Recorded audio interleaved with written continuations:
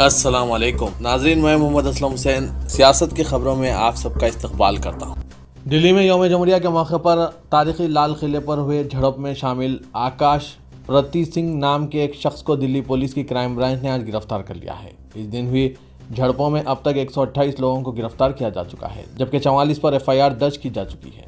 आकाश प्रति सिंह पर लाल किले पर CISF के जवानों के ऊपर तलवार से हमला करने का इल्ज़ाम है। क्राइम ब्रांच के मुताबिक आकाश प्रति सिंह की गिरफ्तारी के लिए दिल्ली और पंजाब में छापेमारी की गई, जिसके बाद ये नॉर्थ दिल्ली से पुलिस के हाथों में आया है। CISF जवानों पर तलवारों से हमला करते हुए ये खुद भी घायल हो गया था और हॉस्पिटल में जेर इलाज था।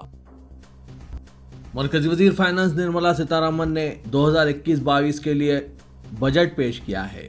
बजट में अवाम के लिए कुछ नहीं है, खास के लिए सब कुछ दिया गया है। वजीर फाइनेंस निर्मला सीतारमण को अगले माली साल के लिए अपने बजट में इंफ्रास्ट्रक्चर पर अखराजात में ज़बरदस्त इजाफा, निगहदाश्त सेहत के शोबे में मसारिफ को दोगुना करने और बीमा शोबे में गैर मुल्की सरमायाकारी पर हद बढ़ाने की तजवीज़ पेश की, ताकि मईशत को मुश्किल दौर से बाहर निकाला जा सके। अप्रैल से शुरू होने वाले माली साल के बजट में शख्सी या कॉरपोरेट टैक्स की शरहों में कोई तब्दीलियां नहीं की गई, लेकिन बाज़ ऑटो पार्ट्स, मोबाइल फ़ोन, पुर्जों और सोलार पैनल्स पर कस्टम ड्यूटी बढ़ाई गई है, ताकि घरेलू मैन्युफैक्चरिंग को तक़वियत पहुंचाई जा सके। बजट में बाज़ अशिया जैसे सेब, शराब, चांदी और कैप्स की दरामद पर agriculture infrastructure and development cess या महसूल आयद किया गया। इसका मकसद ज़राई इंफ्रास्ट्रक्चर और दूसरे तरक्याती मसारिफ के लिए मालिया फराहम करना है, लेकिन इम्पोर्ट ड्यूटी में मज़ीद कमी करते हुए कीमतों पर इसके असरात को ज़ायल किया गया। 1 अप्रैल से ज़ायदस 2.5 लाख रुपए सालाना PF के ताउन पर सूद को काबिल टैक्स बनाया गया है। वज़ीर फाइनेंस निर्मला सीतारमण ने एक टैबलेट से अपनी 110 मिनट तवील तकरीर पढ़ी। इस मरतबा बजट की पेशकशी के दरमियान कई चीज़ें पहली बार हुई, जिनमें वबा के पेश नज़र नशिस्तों का इंतज़ाम भी शामिल है। पहली मरतबा बजट पेपरलेस था और अरकान को तकरीर और दस्तावेज़ात की सॉफ्ट कॉपीज़ फराहम की गई। निर्मला सीतारमण ने लाल रंग के बही खाते के साथ आने की अपनी रिवायत बरकरार रखी, लेकिन इस मरतबा लाल रंग के इस बैग में कागजात की जगह टैबलेट ने ले ली।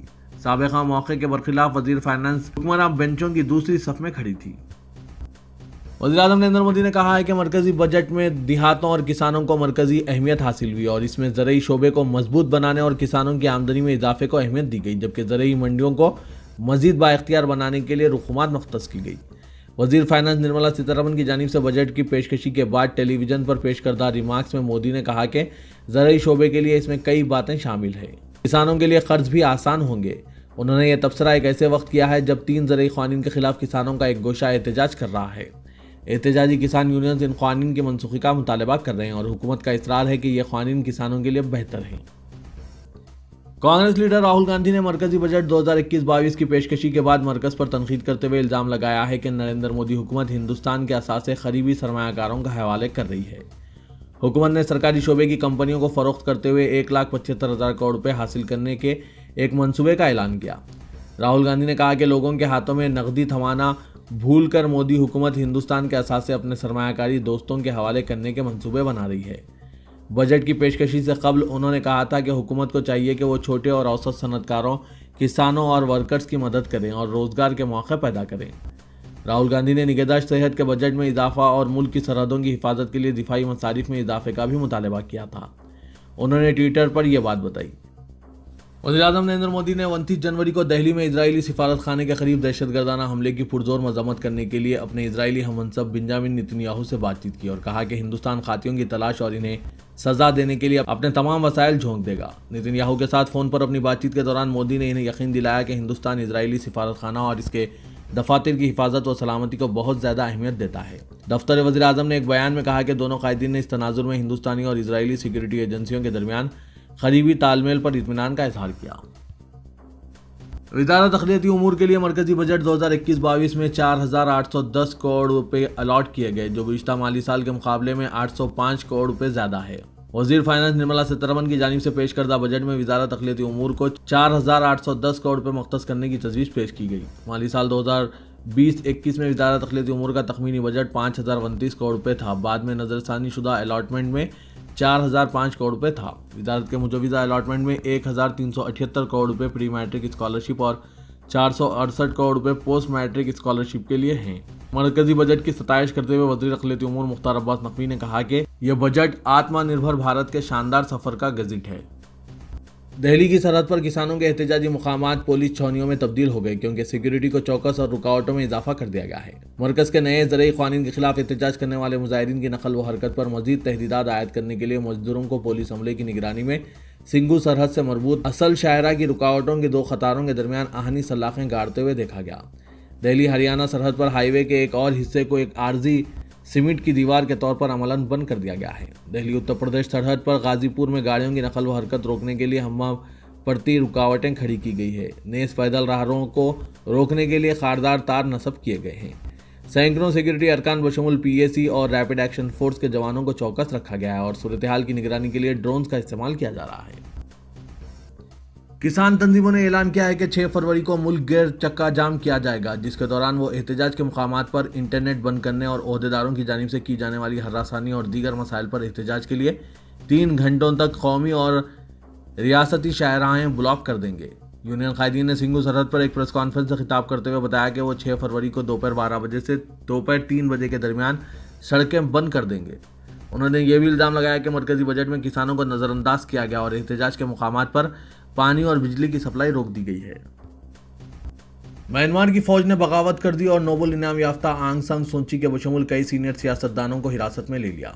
इस तरह फौजी इख्तिदार के 5 दहों के बाद जनूबी मशरक़ी एशिया के मुल्क में जमहूरियत की सिमत पेशरफ्त उलट गई है।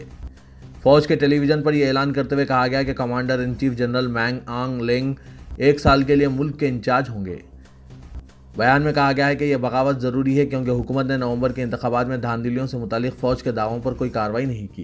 इन इंतखाबात में आंग सान सूची की हुक्मरान पार्टी ने अक्सरियत हासिल की थी। इसके अलावा हुकूमत ने कोरोना वायरस की वबा के बावजूद इंतखाबात कराए थे। यह बगावत एक ऐसे वक्त हुई जब मुल्क की नई पार्लियामेंट का सेशन शुरू होने वाला था। पिछले कुछ दिनों से इस बारे में तशवीश का इजहार किया जा रहा था कि फ़ौजी बगावत हो सकती है। फ़ौज का कहना है कि इसकी कार्रवाई कानूनी एतबार से जायज़ है। इस्लामी तहरीक मज़ामत हमास के सियासी शोबे के सरबराह इस्माइल हनिया ने कतर की जानिब से गाज़ा की पट्टी के महसूरीन के लिए साल 2021 के दौरान 30 करोड़ 60 लाख डॉलर के इमदादी पैकेज के ऐलान पर अमीर क़तर का खुसूसी शुक्रिया अदा किया। इनका कहना है कि अमीर क़तर की तरफ से गाज़ा के महसूरीन के लिए इमदाद का ऐलान इस बात का सबूत है कि क़तरी हुकूमत फ़लस्तीनी कौम के हवाले से अपने उसूलों और देरीना मौक़िफ़ पर कायम है। अल हरमैन शरीफीन की इंतज़ामी उमूर के इदारे की तरफ से कहा गया है कि कोरोना वबा के पेश नज़र इंतज़ामिया ने मस्जिद हरम में फ़र्ज़ नमाज़ों के दौरान नए SOPs जारी किए हैं। इंतज़ामिया ने मस्जिद हरम में फ़र्ज़ नमाज़ों के दौरान नमाजियों के लिए चेहरे पर मास्क पहनने, मस्जिद में दाखिले से कबल दर्ज हरारत चेक कराने, अपने साथ अलग से जाए नमाज लाने, हाथों को मस्जिद में दाखिले के वक्त सैनिटाइज़र से साफ़ करने की हिदायत दी गई है। नमाजियों को मस्जिद में माकूलात और मशरूबात लाने से मना कर दिया गया है। मस्जिद हरम में नमाज के दौरान समाजी फासला रखने, मस्जिद से निकलते वक्त की हिदायत पर अमल दरामद यकीनी और मस्जिद में नमाज के लिए मुख्तस मुकामात में खड़े होने, मस्जिद में तिलावत कलाम पाक के लिए कुरान पाक साथ लाने या मोबाइल फ़ोन पर तिलावत की हिदायत दी गई है। तेलंगाना के सदर प्रदेश कांग्रेस उत्तम कुमार रेड्डी ने कहा कि पार्लियामेंट में पेश करदा मरकजी बजट तेलंगाना रियासत के लिए मायूस कुन है। फंड्स के अलॉटमेंट और नए प्रोजेक्ट्स के सिलसिले में तेलंगाना को बुरी तरह नज़रअंदाज किया गया है। नई दिल्ली में मीडिया के नुमाइंदों से बात करते हुए उत्तम कुमार रेड्डी ने कहा कि बीजेपी हुकूमत सियासी मकासद की तकमील के लिए अवामी रकूमात खर्च कर रही है। उन्होंने कहा कि मगरबी बंगाल और तमिलनाडु में इंतखाबात के पेश नज़र जायद फंड्स मख्तस किए गए जबकि बाकी रियासतों को नज़रअंदाज किया गया। उन्होंने इल्ज़ाम आयद किया कि बीजेपी हुकूमत तमाम रियासतों में वसाइल की यकसान तकसीम में नाकाम हो चुकी है। ये तरीक़ेकार मुल्क के लिए ठीक नहीं है। अगर यही सिलसिला जारी रहा तो रियासतों को सिर्फ इलेक्शन के साल में नए प्रोजेक्ट्स और फंड्स हासिल होंगे। खानगी और कॉरपोरेट कॉलेजेस की जानिब से आमदनी हासिल करने का कोई मौका हाथ से जाने नहीं दिया जाता और अब कोरोना वायरस की वबा के बाद कॉलेजेस की कुशादगी के फैसले के साथ ही रियासत तेलंगाना के कॉरपोरेट कॉलेजेस और खानगी कॉलेजेस की जानिब से तलबा को क्लासेस में शिरकत के लिए कोरोना वायरस की मनफी रिपोर्ट साथ रखना लाजमी करार दिया जा रहा है, जबकि रियासती हुकूमत और महकमा तालीम की जानिब से ऐसे कोई अहकाम जारी नहीं किए गए हैं और ना ही हुकूमत की जानिब से जारी किए जाने वाले रहनुमाना खतूत में ऐसी कोई शर्त है। लेकिन खानगी कॉलेजेस और कॉरपोरेट कॉलेजेस की जानिब से तलबा और अमले के तहफ़्फ़ुज़ के नाम पर कोरोना वायरस का RT-PCR टेस्ट लाजमी करार दिया जा रहा है और तलबा से कहा जा रहा है कि अगर वो क्लासेस में शिरकत करना चाहते हैं तो इन्हें पहले RT-PCR टेस्ट करवाना होगा और मनफी रिपोर्ट की सूरत में ही इन्हें कॉलेज में होने वाली बाज़ाब्ता क्लासेस में शिरकत की इजाज़त दी जाएगी। कॉलेजेस की जानिब से मुख्तलिफ लैब्स के साथ की जाने वाली इन मामलतों के बाद अब तलबा के लिए टेस्ट के लुज़ूम से ऐसा महसूस हो रहा है कि कॉलेजेस की जानिब से तलबा के तहफ़्फ़ुज़ के नाम पर इन लेबॉरेटरीज़ की आमदनी में इजाफा किया जाने लगा है, जिन लेबॉरेटरीज़ में कोरोना वायरस का मुआयना करने की इजाज़त फराहम की गई है। रियासत तेलंगाना में आज से कॉलेजेस की कुशादगी के बाद खानगी कॉलेजेस और कॉरपोरेट कॉलेजेस की जानिब से आयद की गई ये शर्त मंजर-ए-आम पर आई है और रियासत के बाद अजला में लेबॉरेटरीज़ पर कोरोना वायरस का मुआयना करवाने वाले तलबा की कतारें भी देखी गई ताकि बाज़ाब्ता शुरू होने वाली क्लासेस में शिरकत की इजाज़त हासिल हो सके। तेलंगाना बीजेपी के रुकने असेंबली राजा सिंह को यादाद्री भोंगिर जिले के बीबी नगर में पुलिस ने हिरासत में ले लिया। अयोध्या में तामीर की जाने वाली राम मंदिर पर टीआरएस के रुकने असेंबली धर्मा रेड्डी के रिमार्क्स के खिलाफ एहतजाज करने वो वरंगल जिला जा रहे थे। राजा सिंह को बीबी नगर के करीब रोक दिया गया और इनको पोचमपल्ली पुलिस स्टेशन मुंतकिल कर दिया गया।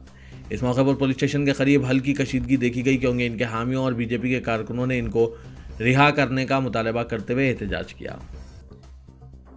आंध्र प्रदेश के director general of police Gautam Sawang ने खातून सब इंस्पेक्टर की भरपूर तारीफ की जिसने श्रीकाकुलम जिले में एक नामालूम शख्स की आखिरी रसूमात के लिए उसकी नाश को अपने कंधों पर उठाया।